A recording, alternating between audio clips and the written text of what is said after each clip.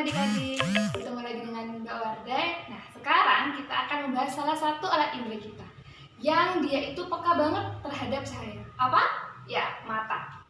Nah, jadi hari ini kita akan membahas tentang mata.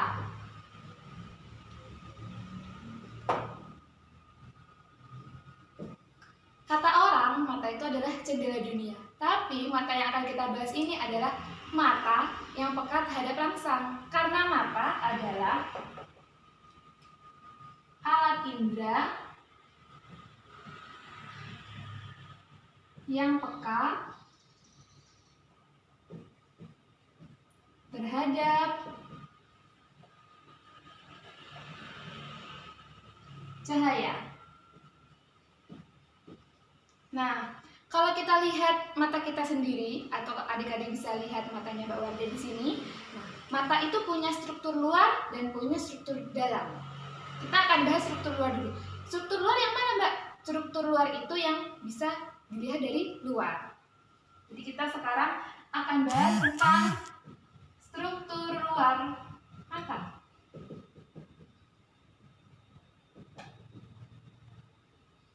Struktur luar mata ada empat.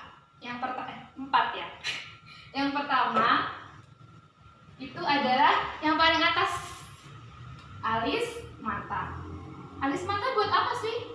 Nah, pernah nggak kalian tuh olahraga keringetan, terus matanya tapi nggak pedih, padahal keringat kan harusnya jatuh ya, atau ketika mandi gitu, atau kena hujan. Nah, ternyata ada bagian yang melindungi air itu jatuh ke mata, yaitu alis mata. Jadi di sini melindungi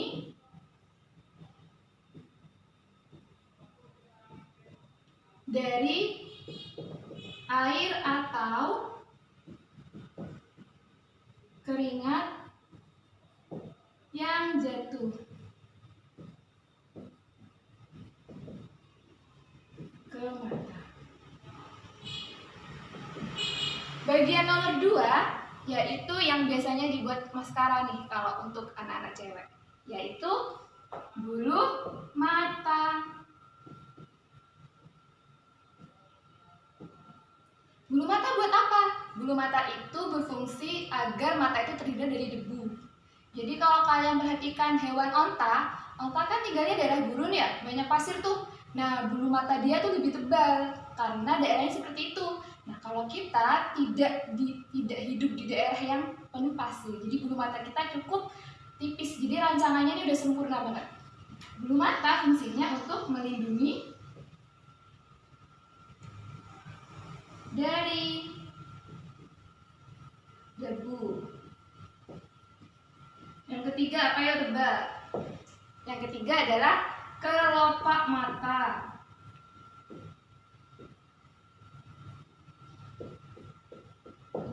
Kelopak mata kita ini ya, kelopak mata biasanya dibuat eyeshadow itu kalau untuk cewek-cewek. Nah, itu untuk membasahi mata ketika dia berkedip, sama melindungi juga kalau misalnya ada serangan angin berdebu kan kita otomatis menutup mata. Nah, itu berarti dia juga untuk melindungi.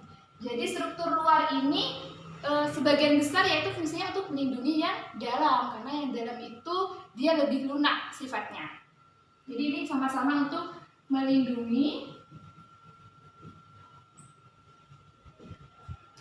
ketika berkedip.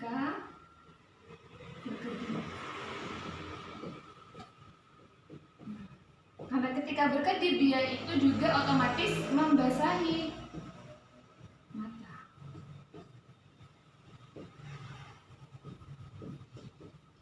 Yang terakhir, struktur luar yang terakhir, yang nomor 4, yaitu adalah kelenjar air mata. Pasti adik-adik udah tahu dong ya fungsinya air mata sendiri gimana. Nah, air mata sendiri kan untuk membasahi daerah mata kita agar tidak kering. Jadi kita tetap bisa melihat ke arah sana, ke arah sini gitu. Jadi untuk membasahi bola mata.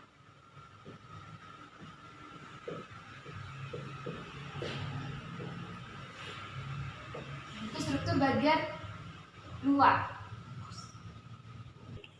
Nah, tadi kita sudah membahas tentang struktur luar mata. Sekarang kita bahas temennya, retina, yaitu struktur dalam mata. Di sini ada gambar mata yang dilihat dari samping.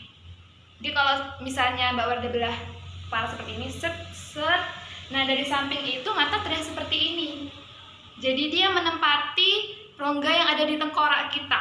Nah, kita punya dua pasang. Bagiannya apa aja, Mbak? Kita bahas dari paling luar sini ya. Paling luar ini. Nah, bagian warna putih bening yang tidak kelihatan, yaitu namanya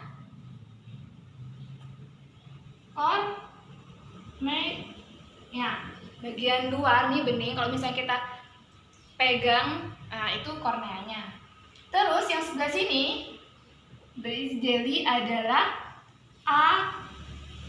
aqueous humor.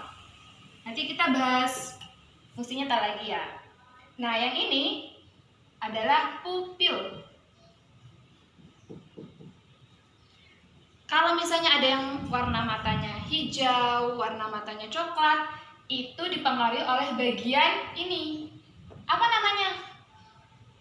Iris atau selaput pelangi. Nah, bagian ini itu bernama lensa. Lanjut ke bagian selanjutnya, yang paling gede nih. Apa sih namanya? Namanya kembarannya ini, yaitu vitreous humor. Selanjutnya next, bagian putih tapi yang dalam, namanya adalah sklera. Nah, kemudian bagian ini namanya koroid. Oh, balik ya. Kalau bagian ini itu bagian bintik buta. Jadi bagian retina yang dia tidak peka terhadap cahaya, yaitu bintik buta. Nah, tadi Mbak Wardah menyinggung kata retina. Nah, retina letaknya di sini. Ini retina kita atau bintik kuning. Koroidnya mana? Nah, ini koroidnya. Jadi di sini ada dia namanya koroid. Terakhir nih, kayak akar-akaran gini. Nah, ini yang menyambungkan kotak, yaitu namanya saraf optik. Oke, selanjutnya kita bahas fungsinya. Nah, kita akan membahas fungsi struktur dalam yang telah Mbak Wardah jelasin. Yang pertama yaitu kornea. Ingat tadi kornea apa? Yaitu selaput yang bening paling luar. Jadi kornea ini merupakan tempat pertama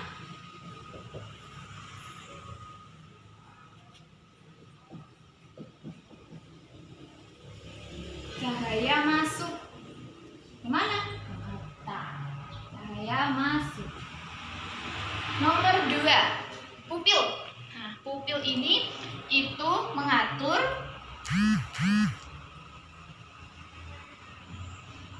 banyak sedikitnya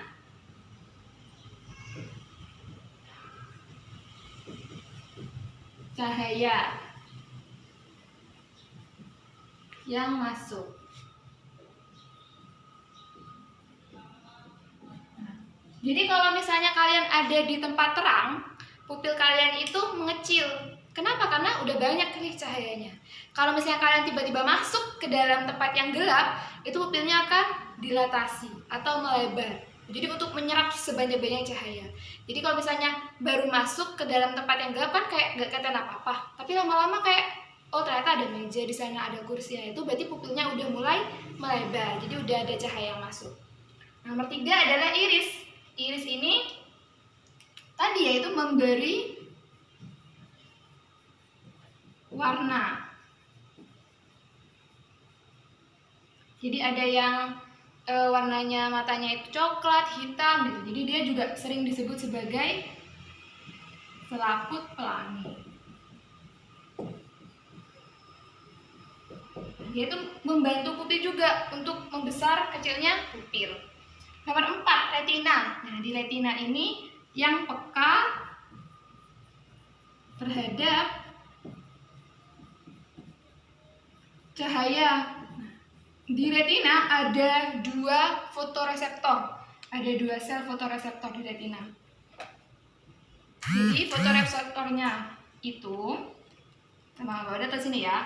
fotoreseptor. Fotoreseptor yang pertama itu dinamakan dengan sel kerucut atau kornus.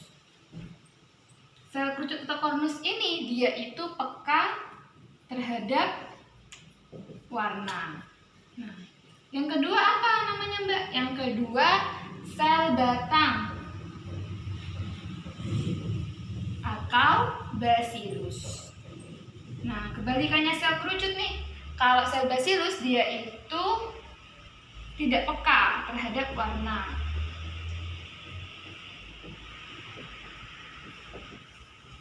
Nah, itu dua fotoreseptor yang ada di retina. Selanjutnya lensa. Nah, lensa ini berfungsi untuk memfokuskan cahaya.